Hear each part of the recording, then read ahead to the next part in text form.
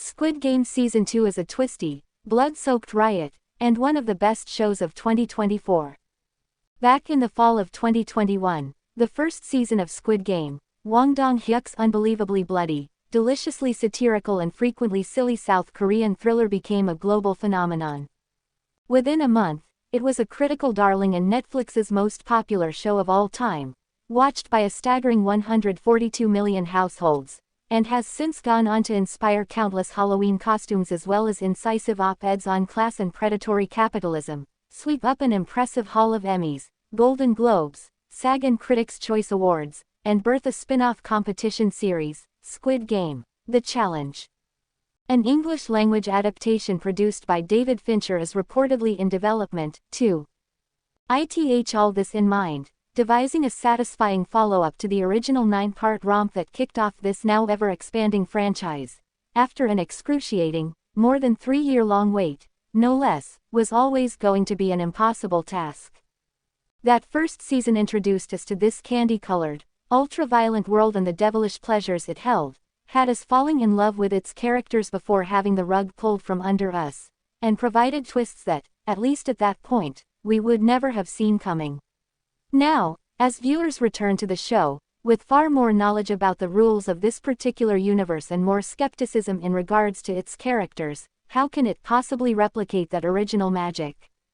In short, it simply can't, but if you can leave your sky-high expectations at the door, the second season is one hell of a ride. A string of 7 twisty, breathless episodes which demand to be devoured in a single sitting and are, ultimately, some of the best TV you'll have seen all year. They gleefully subvert our assumptions, test the boundaries of this world, and bring in new perspectives which add depth and richness. As to be expected, it all ends on a painful cliffhanger, though this one doesn't quite have the seismic impact of Season 1's, mainly because this installment of the show feels far more incomplete. There is, however, a reason for that.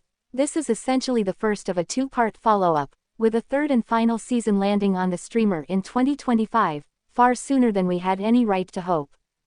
That's not to say, though, that the show has no questions to answer.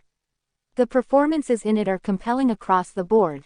Park Gyu-young deserves a special mention for her embodiment of a North Korean defector with a dark past, but some viewers, especially in the West, might find it difficult to watch Park Sung-hoon, a cisgender male actor, play the transgender heroine Yeon-ju, a formidable contender seeking money to complete her gender-affirming surgery. Her arc is handled with sensitivity and she emerges as something of a powerhouse, but at a time when Hollywood is casting such roles more carefully, and as we head into an awards season where Emilia Perez's Carla Sofia Gaskin looks poised to make history as the first openly transgender actress to be nominated for an Oscar, it feels a little jarring.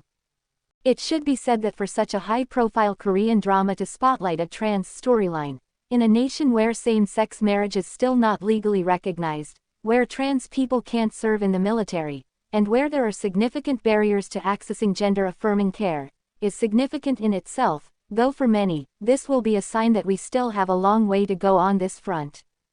It, like everything else in Squid Game, is guaranteed to spark discussion and debate. So, strap in, clear your post-Christmas calendar and binge Season 2 as quickly as you feasibly can. You won't regret it.